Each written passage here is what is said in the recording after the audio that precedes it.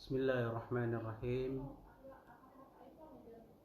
Assalamualaikum warahmatullahi wabarakatuh. Innal hamdalillah nahmaduhu wa nasta'inuhu wa nastaghfiruh wa na'udzu billahi min shururi anfusina wa min sayyiati a'malina. من يهده الله فلا مضل له ومن يضلل فلا هادي له وأشهد أن لا إله إلا الله وحده لا شريك له وأشهد أن محمدا عبده ورسوله صلى الله عليه وعلى آله وأصحابه ومن تبعهم بإحسان إلى يوم الدين وسلم تسليما كثيرا. أما بعد. Hadirin dan hadirat rahimani wa rahimakumullahu jami'an. Di kesempatan malam hari yang berbahagia ini, kita bersyukur kepada Allah Subhanahu wa taala atas limpahan nikmat dan karunia yang telah Allah Subhanahu wa taala berikan kepada kita.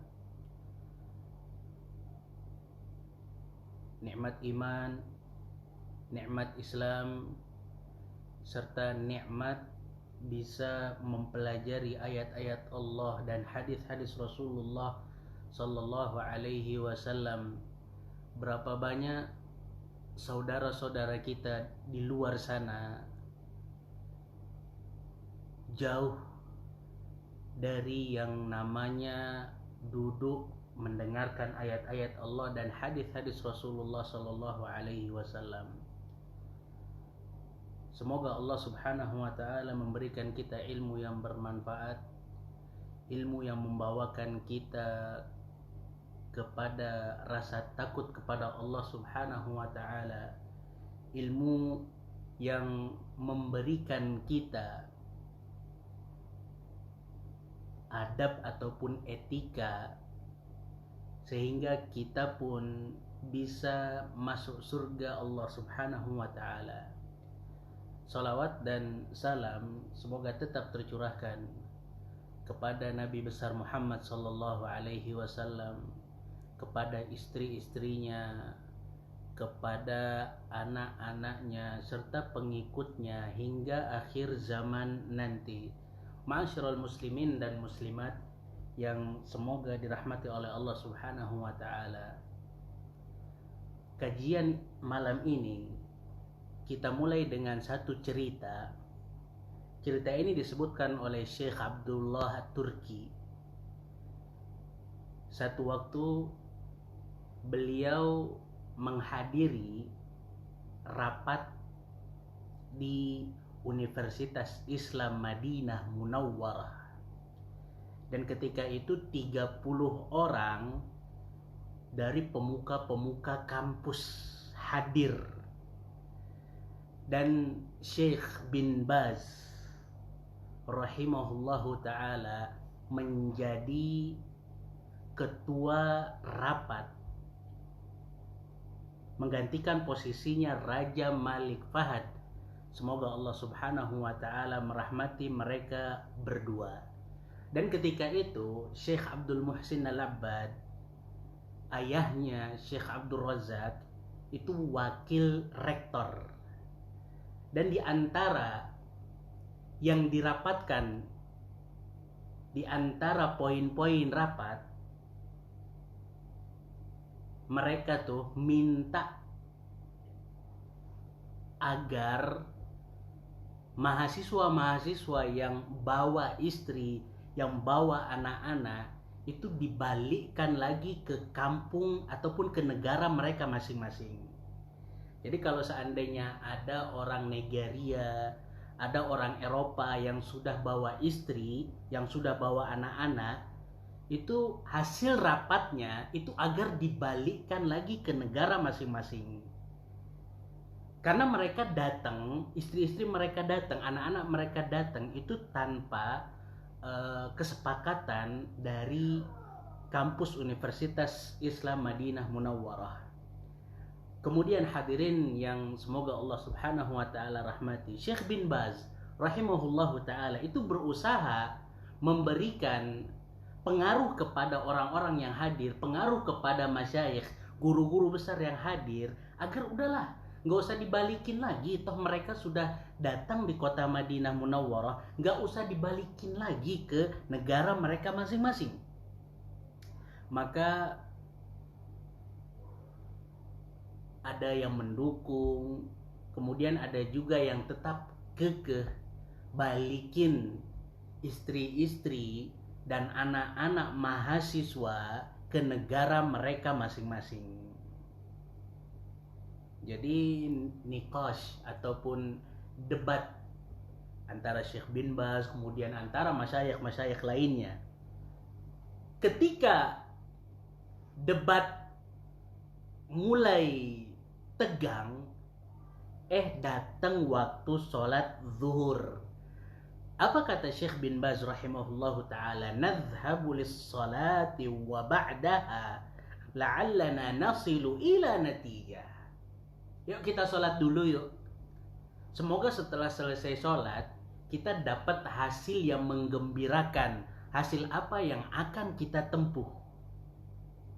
Setelah selesai sholat, orang-orang ataupun ulama-ulama tadi, masyayikh tadi itu tetap kekeh balikin istri-istri dan anak-anak mahasiswa ke negara-negara mereka.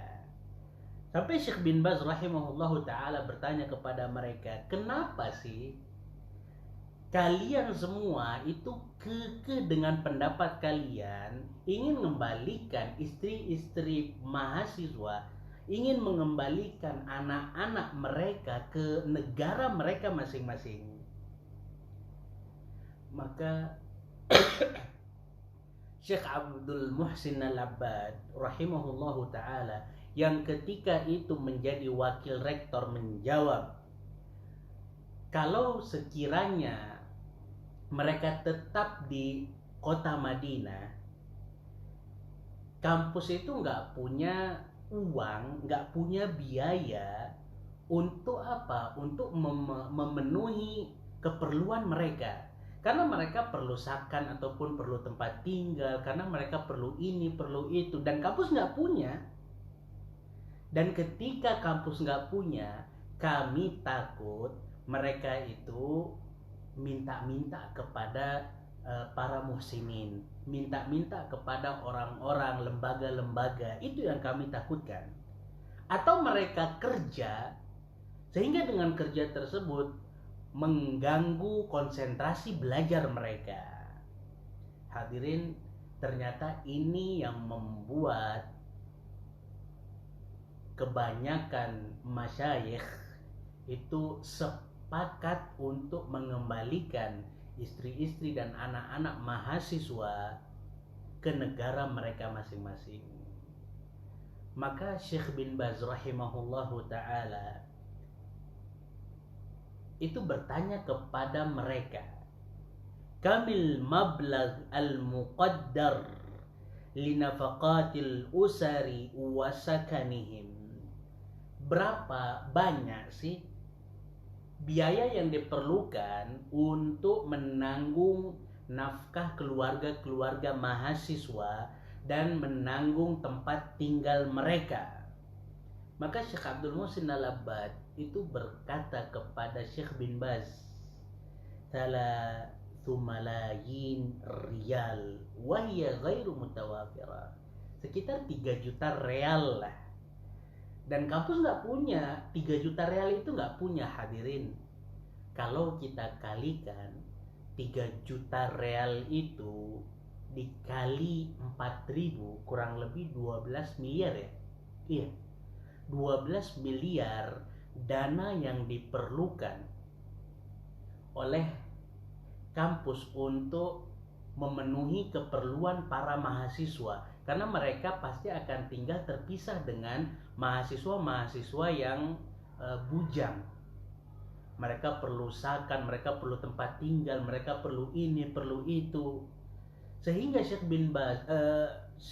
sehingga Syekh Abdul Muhsin Al-Abbad itu berkata nggak punya, kampus itu nggak punya jumlah nominal 3 juta real ataupun 12 miliar rupiah. Maka apa yang dilakukan oleh Syekh bin Baz rahimahullahu ta'ala? فضرب ابن باز صدره بيده فقال أنا أتحملها ومسؤول عنها وسأدفعها للجامعة. Hadirin, kata Syekh bin Baz, kalau sekiranya keperluan untuk istri dan anak-anak mahasiswa sekitar 3 juta real atau sekitar 12 miliar, maka saya yang akan tanggung jawab. Saya yang akan kasih tuh jumlah nominal itu 12 M itu kepada kampus agar bisa meringankan beban mahasiswa-mahasiswa yang membawa istri dan anak-anak mereka. Subhanallah. Begitu agungnya, begitu tingginya akhlak Syekh bin Baz rahimahullahu ta'ala. Kita lihat, kata beliau, saya yang tanggung jawab. Saya yang akan memikul beban ini. Dan saya akan memberikan jumlah 3 juta real untuk kampus. Cerita ini, hadirin yang semoga Allah subhanahu wa ta'ala rahmati, mengingatkan kita tentang satu hadis. Hadis Jabir dan hadis Ibnu Umar. Kalau di hadis Jabir, Rasulullah sallallahu alaihi wasallam berkata, khairun nasi anfa'uhum linnas. Sebaik-baik manusia adalah orang yang paling bermanfaat bagi manusia. Kita lihat bagaimana Rasulullah sallallahu alaihi wasallam menggambarkan orang yang terbaik itu. Di antara kriteria orang yang terbaik adalah ketika dia bisa memberikan manfaat kepada manusia, apalagi kepada kaum muslimin, apalagi kepada para penuntut ilmu. Kita lihat bagaimana Syekh bin Baz rela mengorbankan kurang lebih 3 juta real untuk mengcover, untuk menutupi beban-beban yang dipikul oleh mahasiswa-mahasiswa Universitas Islam Madinah Munawwarah. 3 juta rial itu gak sedikit loh hadirin. 12 M. Kita lihat bagaimana Syekh bin Baz rahimahullahu ta'ala itu betul-betul mempraktekkan hadis ini, betul-betul mentatbik, betul-betul dia berusaha untuk menjadi orang yang bisa memberikan manfaat untuk kalangan manusia. Bahkan hadirin yang semoga Allah subhanahu wa ta'ala rahmati, di dalam hadis Ibnu Umar kita lihat bagaimana Rasulullah sallallahu alaihi wasallam ketika ditanya oleh seorang laki-laki, ayyun nasi ahabbu ilallah, wahai Rasulullah, siapa sih manusia yang paling dicintai oleh Allah subhanahu wa ta'ala? Maka beliau Rasulullah sallallahu alaihi wasallam menjawab, ahabbun nasi ilallahi anfa'uhum linnas. Yang paling dicintai oleh Allah subhanahu wa ta'ala adalah orang yang paling bisa memberikan manfaat kepada orang lain. Kita lihat dan kita bayangkan, orang yang bisa memberikan manfaat kepada orang lain itu akan mendapatkan cinta Allah subhanahu wa ta'ala. Oh, luar biasa hadirin. Syai'un azim. Satu hal yang tinggi ketika kita mendapatkan cinta Allah subhanahu wa ta'ala. Karena ketika kita sudah dicintai oleh Allah subhanahu wa ta'ala, insya Allah kehidupan kita akan diberikan keberkahan oleh Allah subhanahu wa ta'ala. Insya Allah Allah subhanahu wa ta'ala akan memberikan qabul ataupun penerimaan dan berkah dimanapun kita berada.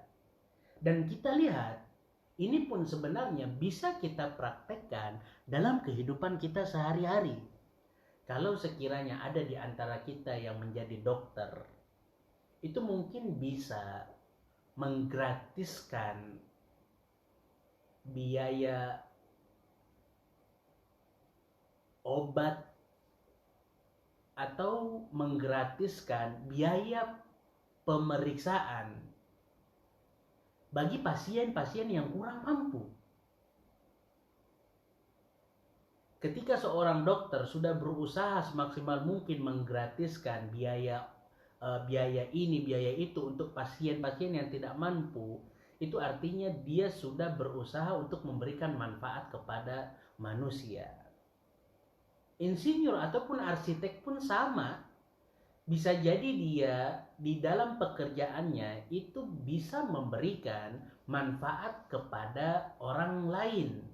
Kita lihat bagaimana seorang Muhammad Kamal Ismail, ini arsitek dari Mesir, dialah yang awalnya merencanakan proyek perluasan Masjid Nabawi dan Masjidil Haram. Jadi ketika dia mengawasi, kemudian ketika dia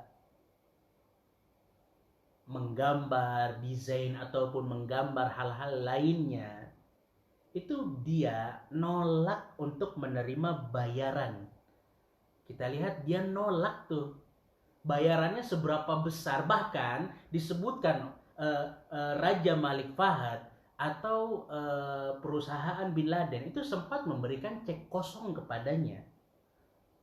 Memberikan cek kosong. Jadi berapapun dia isi itu akan turun langsung. Akan tetapi ia tolak tuh hadirin.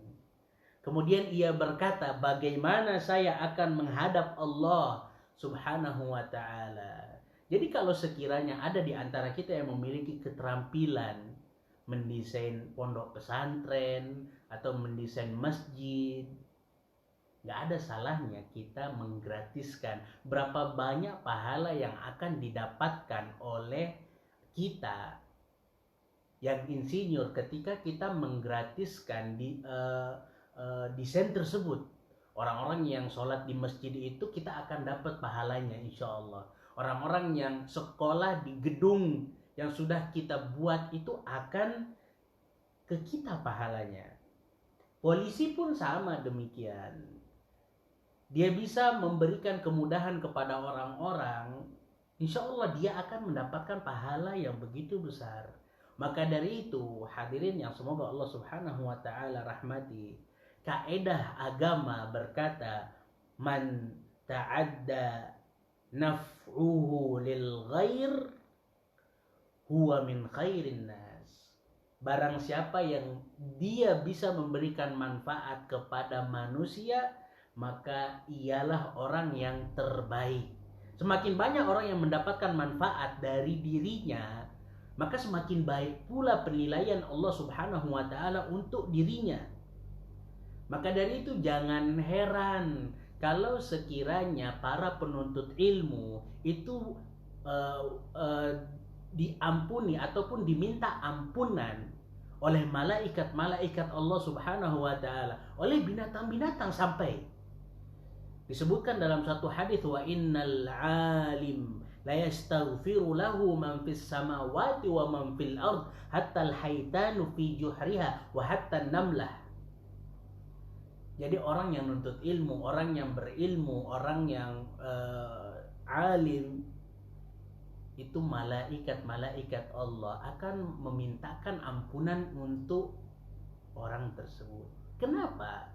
Karena yang mengajarkan kebaikan kepada hewan-hewan, kepada manusia, mengajarkan cara nyembelih, sampai pun kalau mau disembelih ya sembelih hewan-hewan tersebut dengan cara yang baik. Menajamkan pisau, itu yang mengajarkan manusia itu orang-orang yang berilmu hadirin. Maka dari itu mereka mendapatkan kelebihan. Karena apa? Karena mereka bisa memberikan manfaat dengan mengajarkan umat manusia. Dengan mengajarkan umat manusia, mereka mengajarkan dan menanamkan iman dengan malaikat Allah Subhanahu wa ta'ala. Maka dari itu hadirin, di kajian ataupun di kuliah pendek ini, ayo kita jadikan hadis ini khairun nasi anfa'uhum linnas, sebaik-baik manusia adalah orang yang semakin bermanfaat bagi kawan-kawannya. Jadi kita jadikan hadis ini sebagai dasar ataupun pondasi bahwasannya kita hidup di dunia ini gimana caranya bisa memberikan manfaat kepada manusia, apalagi kepada saudara kita sesama kaum muslimin.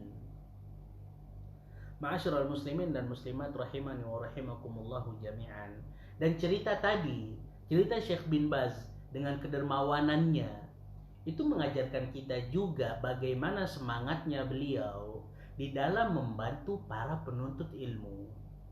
Karena para penuntut ilmu itu banyak yang kesulitan. Kita lihat bagaimana Syekh bin Baz rahimahullahu ta'ala bersedia menanggung 3 juta real untuk tempat tinggal mahasiswa-mahasiswa dan istri-istrinya. Bahkan Syekh Muhammad ibn Shalih Al-Utsaimin itu pernah berkata, hadirin, ketika kita memenuhi kebutuhan-kebutuhan mahasiswa ataupun para penuntut ilmu, itu insya Allah kita akan mendapatkan pahala berjihad di jalan Allah Subhanahu wa ta'ala. Kita akan mendapatkan pahala dari belajarnya mereka. Disebutkan oleh Rasulullah sallallahu alaihi wasallam, "Man jahaza ghaziyan faqad ghaza." Barang siapa yang menyiapkan amunisi orang-orang yang berperang di jalan Allah, walaupun dia nggak ikut, maka dia sudah termaktub ataupun tertulis sudah ikut perang. Begitu juga hadirin, hendaknya kita sebagai umatnya Nabi Muhammad SAW memiliki andil ini. Bagaimana caranya aku ini bisa bermanfaat bagi kaum muslimin? Kalau seandainya aku memiliki akses ke atasan, gimana caranya agar perkara ini dipermudah? Kalau kita perhatikan betapa gembiranya orang-orang yang mendapatkan manfaat dari hasil kita, itu betapa bahagianya kita ketika memberikan kemudahan dan memberikan manfaat untuk mereka, hadirin. Dan ingat, mungkin bukan ini yang kita cari. Ketika kita memberikan manfaat kepada orang lain, itu kehidupan, roda itu berputar. Kadang kita nggak di atas melulu, kadang kita ada waktunya di bawah. Ketika kita di atas, kemudian kita berusaha semaksimal mungkin memberikan manfaat bagi Islam, memberikan manfaat bagi saudara-saudara kita, maka ingat, insya Allah ketika kita di bawah, orang-orang itu insya Allah nggak akan lupa dengan kita. Namun bukan ini yang kita cari. Allah Subhanahu wa ta'ala bakal menolong kita, insya Allah ta'ala. Maka poin pentingnya yang harus kita tanamkan pada diri kita masing-masing, walaupun aku seorang ibu rumah tangga, walaupun aku sebagai seorang ustadz, walaupun aku sebagai seorang dokter, walaupun aku sebagai pegawai negeri, atau walaupun aku memiliki profesi-profesi lainnya, pertanyaan besarnya dan poin pentingnya, bagaimana aku bisa memberikan manfaat bagi orang-orang banyak. Semoga Allah Subhanahu wa ta'ala memberikan kita kemudahan agar bisa memberikan manfaat kepada saudara-saudara kita se-Islam dan seiman, dan semoga Allah Subhanahu wa ta'ala menjadikan kita pintu-pintu kebaikan, keran-keran kebaikan bagi saudara-saudara kita yang memerlukan. Ini saja yang bisa saya sampaikan. Aqulu qouli hadza wa astaghfirullah li wa lakum wa lisairil muslimin. Assalamualaikum warahmatullahi wabarakatuh.